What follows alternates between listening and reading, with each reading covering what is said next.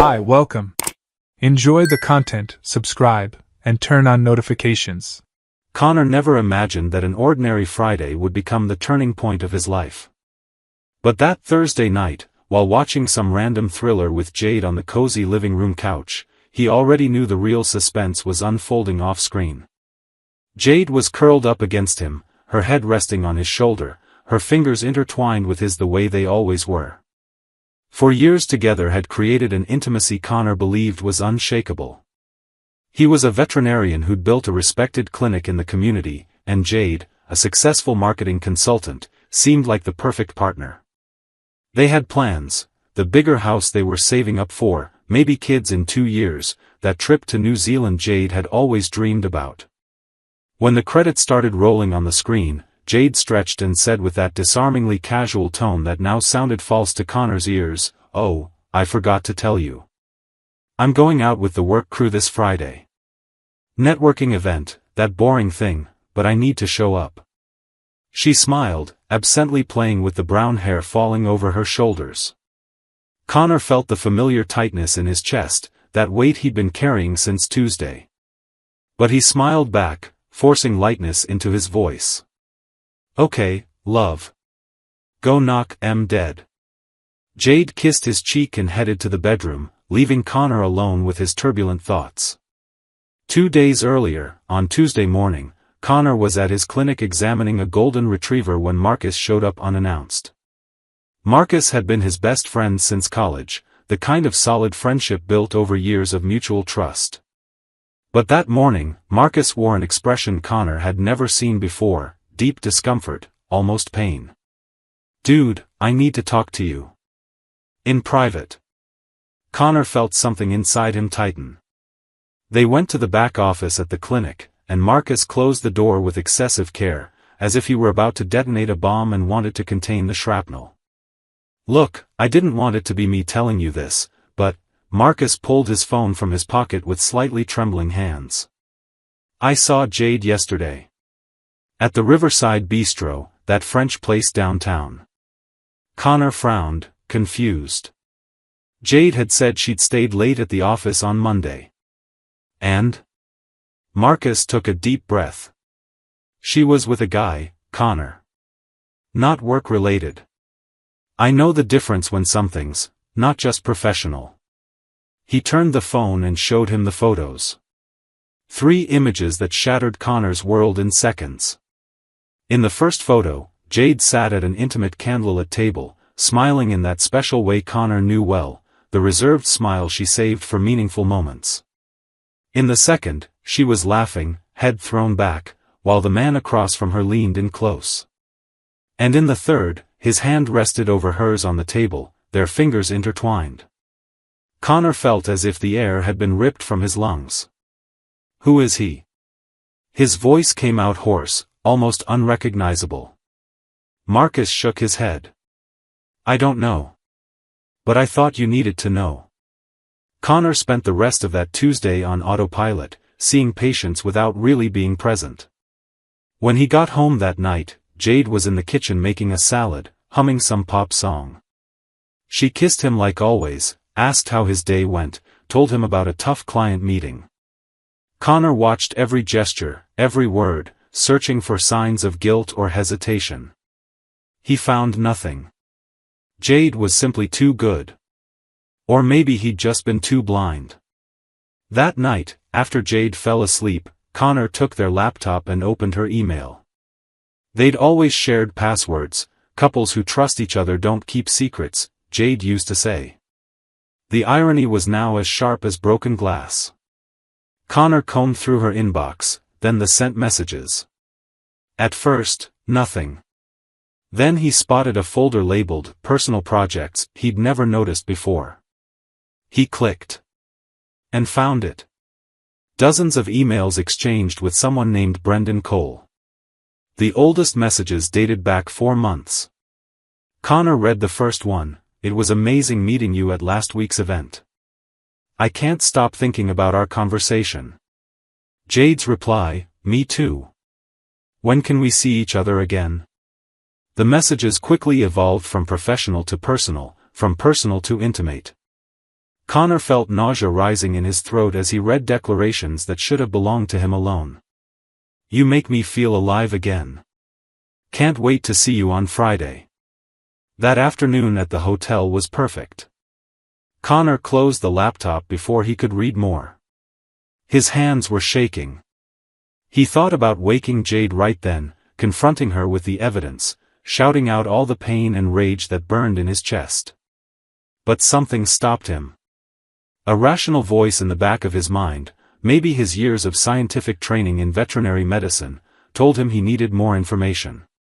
He had to understand the full scope of what was happening before taking action. On Wednesday morning, Connor called Marcus. "I need your help." Over the years, Marcus had become a private investigator, specializing in corporate cases but with experience in marital infidelity as well. "What do you need?" Connor swallowed hard. "I want to know everything about this guy. Who he is, where he lives, exactly how long he's been involved with my wife." Marcus asked no questions. "Give me 24 hours. Those 24 hours were the longest of Connor's life. He kept up his routine as if nothing were wrong. He woke up beside Jade, had coffee with her, chatted about trivialities. At the clinic, he performed surgery on a cat with an intestinal blockage, vaccinated 3 Labrador puppies, comforted an elderly woman whose poodle had arthritis. But his mind kept returning to the messages, the photos, and the question that haunted him: why? What had he done wrong? Or worse, was there something fundamentally broken in him that made Jade seek out another man? On Thursday afternoon, Marcus showed up at the clinic again. This time he carried a thick envelope. "I found everything." They locked themselves in the office, and Marcus began laying out the investigation results like it was a courtroom case. Brendan Cole, 37, a freelance photographer specializing in corporate events. Divorced 2 years ago, no kids, lived in a loft in the city's arts district. And more importantly, he and Jade had met at a marketing event he was photographing 4 months earlier. Marcus had managed to get recent photos, Jade entering Brendan's loft on 3 different occasions over the past 2 weeks, always in the middle of the afternoon when Connor was at the clinic. He also had credit card statements showing Jade had paid for dinners at expensive restaurants, gifts from a jewelry store, even a weekend reservation at a mountain resort Connor never knew existed. She said she went to visit her friend in another city that weekend, Connor murmured, his voice heavy with bitterness. "There's more," Marcus said, hesitating. "I spoke with some contacts. Brendan's got a reputation. He's got a pattern, married women, relationships that last a few months, then he moves on to the next." Connor felt anger replace the pain. So to him, she's just another conquest. Marcus placed a hand on his friend's shoulder. "What are you going to do?" Connor thought.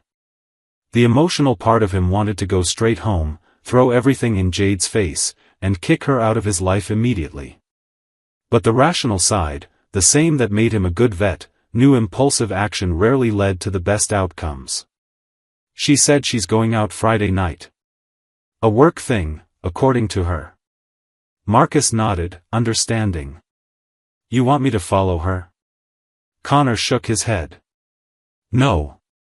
I've got a better idea." That night, after the movie and Jade's casual announcement about Friday night plans, Connor waited until she fell asleep. Then he picked up his phone and made a call he never imagined he'd make. "Hello, Mr. Robert? It's Connor. Sorry to call so late. I know this is going to sound strange, but I really need to speak with you and Mrs. Robert tomorrow. It's about Jade. It's urgent." There was silence on the other end. Robert was Jade's father, a serious, hard-working man Connor had always respected. "Is she okay?" The concern was genuine. "She's physically fine. But I need to talk to you both. Please. Tomorrow night, at my place. I know it's Friday, but it's important." After a pause, Robert agreed. On Friday morning, Connor woke with Jade still sleeping beside him. He watched her face in the soft light filtering through the curtains. She looked so innocent, so peaceful. How many mornings had he woken up just like this, feeling lucky to have her? How many of those mornings had been lies? Jade opened her eyes and smiled when she saw him looking at her. "Good morning." She stretched, her body arching against the sheets. "You okay? You look tired." Connor forced a smile. "Just a busy week at the clinic. Nothing serious." The day dragged by with torturous slowness. Connor saw patients, but his mind was fixed on what was coming that night. At 5 p.m., he sent a text to Marcus, "All set for tonight?" The reply came quickly, "Confirmed. I've already spoken with her parents, they can make it around 8.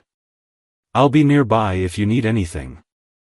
Connor took a deep breath. There was no turning back now. He got home at 6:30.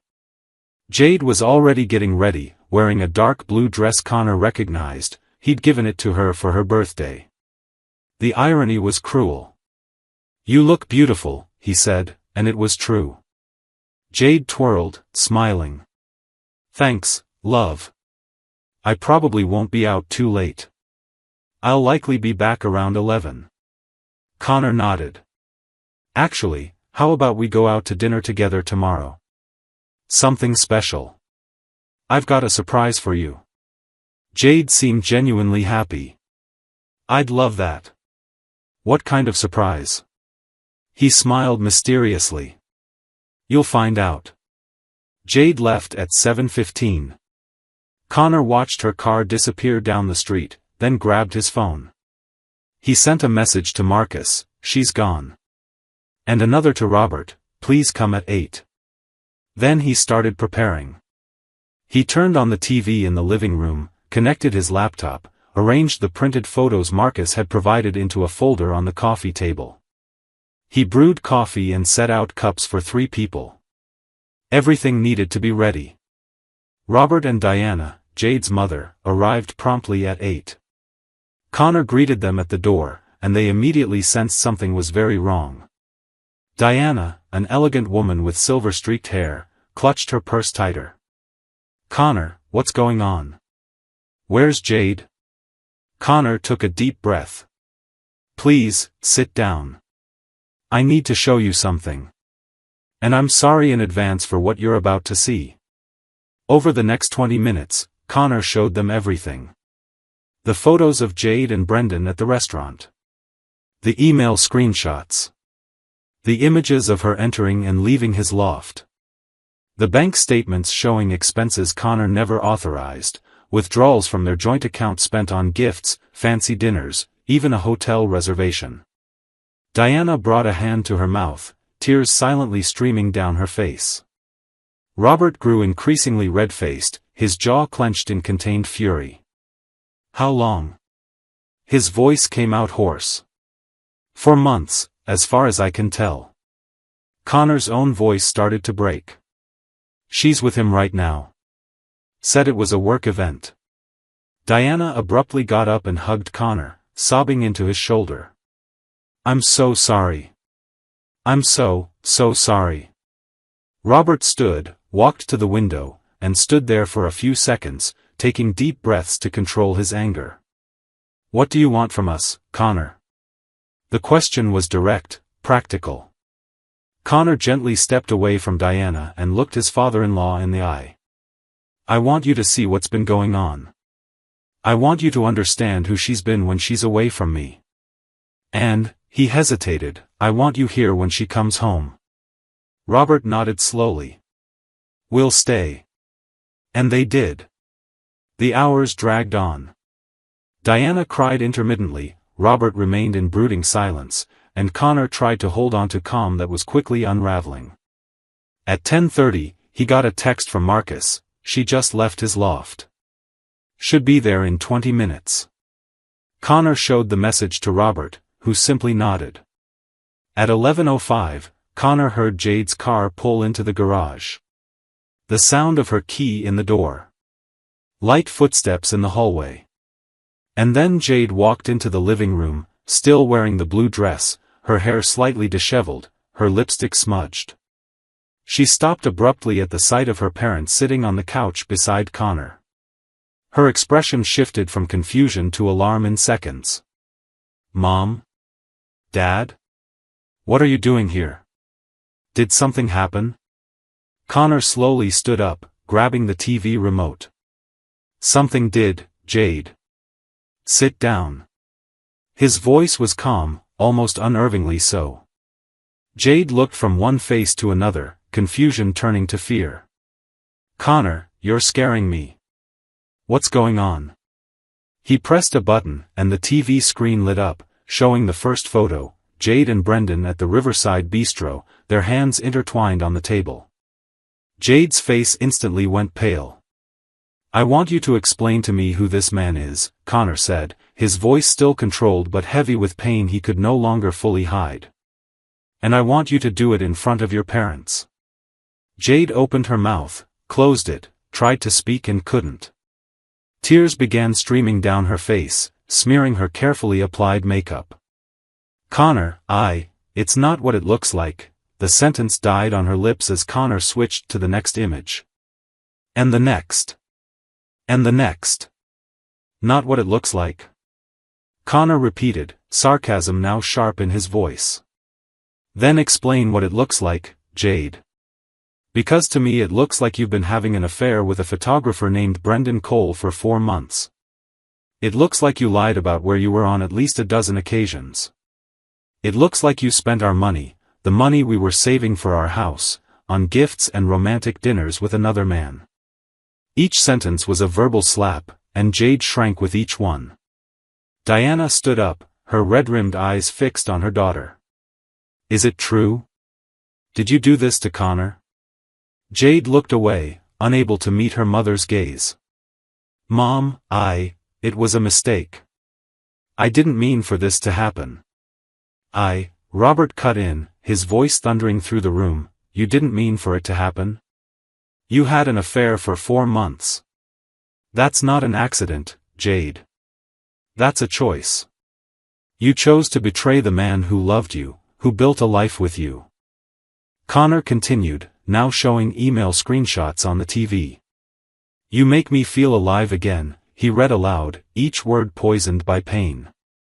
"That afternoon at the hotel was perfect. Can't wait to be in your arms again." He paused, turning to Jade. "Didn't I make you feel alive, Jade? Was our marriage so dead that you had to look elsewhere?" Jade was sobbing now, her whole body trembling. "It wasn't about you. You're an amazing man, Connor. I got lost." "How convenient," Connor said, laughing without humor. "You chose to find that in another man's arms." Repeatedly. 4 months. He grabbed the folder from the table and threw the photos at her feet. "You got lost while lying to me every single day. Kissing my face and then going to meet him. Sleeping beside me while living a secret life." Jade collapsed to her knees, picking up the photos with shaking hands, as if only now realizing the magnitude of what she'd done. That's when the doorbell rang. Everyone froze. Connor checked the clock, 11:45. Who could it be at this hour? He walked to the door and opened it. Standing on the other side was the man from the photos, Brendan Cole. He looked shocked to see Connor there, clearly not expecting to find him. Sorry, I was looking for," his words trailed off when he saw Jade on the living room floor, her parents on the couch, the devastating atmosphere in the room. Something inside Connor snapped. All the calculated calm, all the control he'd held onto until that moment, evaporated. "You," he said, his voice low and dangerous. "You have the nerve to show up at my house?" Brendan took a step back, hands raised defensively. "Look, man, she told me you two were basically separated, that you only lived together out of convenience." Connor interrupted with a bitter laugh. "And you believed her? Didn't you notice she wore a wedding ring?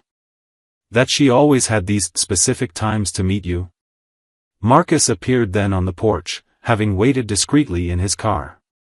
He firmly gripped Connor's shoulder. Easy. It's not worth it. Brendan seized the distraction to speak, and what he said changed everything. She said she was pregnant. She said the baby was mine.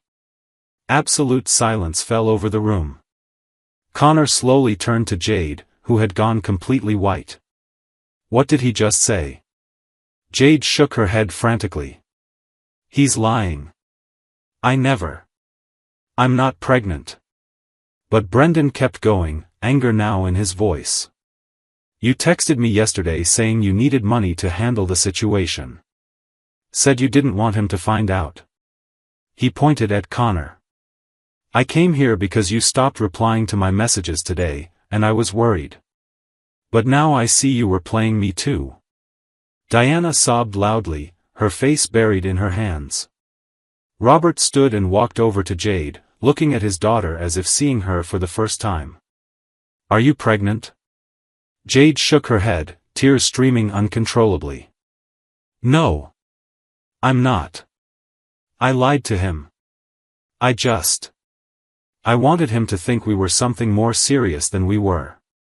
The confession tumbled out, desperate and rushed. Brendan recoiled as if struck. You lied about a pregnancy? What kind of person does that to someone? Connor felt like he was floating outside his own body, watching this surreal scene unfold. His wife on the floor, crying and admitting lie after lie. His in-laws devastated on the couch. Her lover at the door, realizing he'd also been manipulated. And himself, at the center of it all, trying to process that his life had been a lie for the past 4 months, maybe longer. Get out of my house, he said to Brendan, his voice strangely hollow. Brendan didn't need to hear it twice.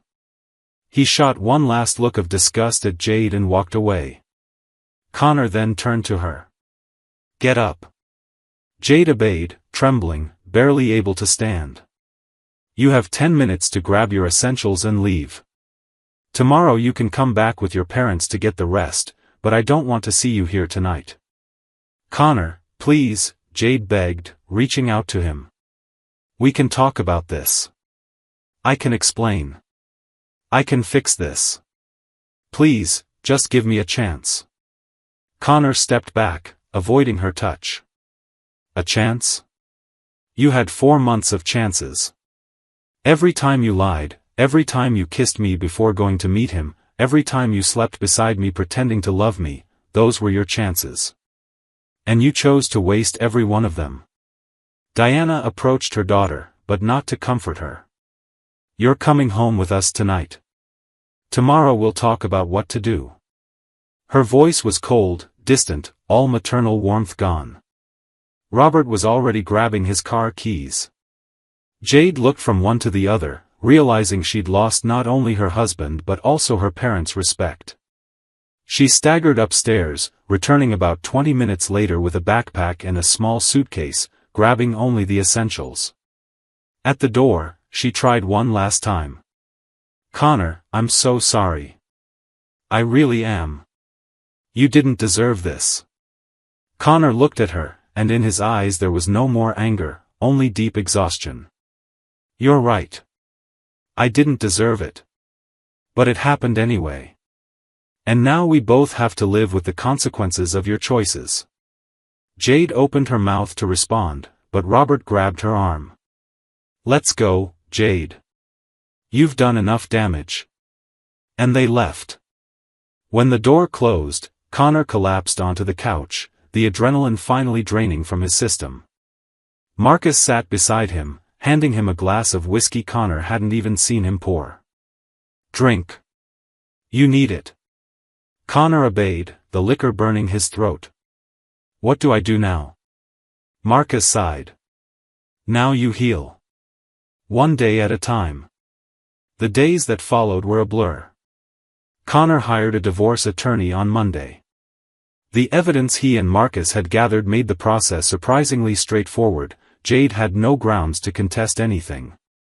She signed the papers without a fight, probably because she knew there was no defense left. Connor kept the house, most of their joint savings that hadn't already been spent, and his dignity. News of the divorce spread through the community. Connor learned that several people had suspected Jade's affair but hadn't said anything, not wanting to get involved. Some apologized. Connor just nodded, learning that people rarely want to deliver bad news. His veterinary clinic became his refuge. There, focused on healing sick animals, he could temporarily forget his own pain. Jade tried reaching out a few times in the first weeks. Text messages begging for forgiveness, calls Connor didn't answer, even a handwritten letter delivered by her parents. Connor read the letter once. It spoke of regret, of how selfish she'd been, of how she'd lost the best man in her life. She didn't mention Brendan, and Connor later learned from Marcus that the photographer had blocked Jade everywhere as soon as he realized how deeply she'd lied. Apparently, being manipulated didn't sit well with him. 6 months later, Connor was at the store buying food for his new puppy, a golden retriever he'd adopted from his own clinic and named Cooper. He was in the checkout line when he spotted Jade across the store. She looked different, thinner, her hair shorter, her shoulders slumped in a way he'd never seen before. She was alone, pushing an almost empty cart. For a moment, their eyes met across the aisles. Connor saw recognition in her eyes, then shame. Jade quickly looked away, as if simply seeing him caused physical pain. Connor felt nothing. No anger, no sadness, no satisfaction at seeing her apparently worse off. Just quiet indifference. He paid for his groceries and walked out without looking back. In the parking lot, as he loaded the bags into his car, his phone rang. It was Amanda, the new veterinarian he'd hired 2 months ago. They'd gone out to dinner a few times, easy conversations and genuine laughter. "Hey, are we still on for the movies tonight?" Her voice was cheerful, uncomplicated. Connor smiled, realizing it was a real smile. "Of course. I'll pick you up at 7. Perfect. See you." Connor put away his phone and looked up at the blue sky above. 6 months ago, he'd thought his life was over, that Jade's betrayal had destroyed his ability to trust, to love, to move forward. But here he was, with a puppy in the back seat, a pleasant evening ahead, and a future that, for the first time in months, seemed full of possibility. Inside the store, Jade watched through the window as Connor drove out of the parking lot. She'd been holding a tomato in her hand for far too long without really seeing it. In the past 6 months, she'd lost more than just her husband. She'd lost her job when rumors about the affair with the photographer reached her bosses, who decided it was best she pursue new opportunities. She'd lost friends who sided with Connor, who saw her as the story's villain. Her parents still spoke to her, but the disappointment in their eyes was constant and cutting. And Brendan, whom she thought might at least become something real after the divorce, had blocked her everywhere, calling her a manipulative liar. She'd tried therapy, tried understanding why she'd done what she did. Her therapist raised questions Jade had avoided for years, about why she always needed admiration from someone new, about the emptiness no amount of outside attention could fill. But in the end, Jade knew the simple truth: she'd had something valuable and threw it away on impulse, selfishness, and the illusion that the grass was greener on the other side. And now, watching Connor apparently doing well, maybe even happy, she understood that some choices have permanent consequences. There's no going back. No undoing it. Connor got home, let Cooper out into the backyard, and watched the puppy joyfully chase a ball. The house, which had felt so empty in the first months after Jade left, now felt filled in a different way. There were no more wedding photos on the walls. He'd put them away, not out of anger but out of a need to move forward. In their place were photos from the clinic, of patients he'd saved, of Cooper in silly poses, of recent moments with friends. He thought about that fateful Friday 6 months earlier. About how Jade's simple announcement that she was going out had been the catalyst for the destruction of a marriage already rotting from within. He wondered, not for the first time, if there were signs he'd missed. If there'd been a moment when he could have saved it all. But he always came to the same conclusion: no. Because saving something requires both people to want to save it. And Jade had made a different choice. Now, Connor had his own choices ahead. He could have shut down, never trusted anyone again, let Jade's betrayal define how he saw relationships for the rest of his life.